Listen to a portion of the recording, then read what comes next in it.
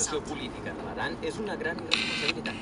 Aquí se li ocorreix un posicionament polític que per fugir de discurs, per fugir de clavejació i de ficar el poble només una proposta sobre la taula real i possibilista, ens fiqui entre no, ma passaggio, insomma. la catalana que l'espanyola. Això és una responsabilitat brutal.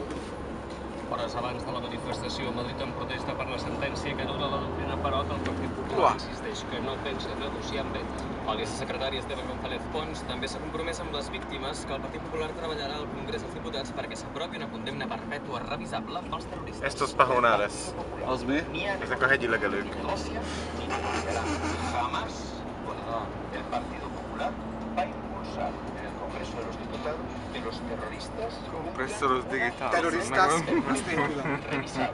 El Partido Popular sigue exigiéndole a ETA que entregue las armas, que ayude a aclarar todos los crímenes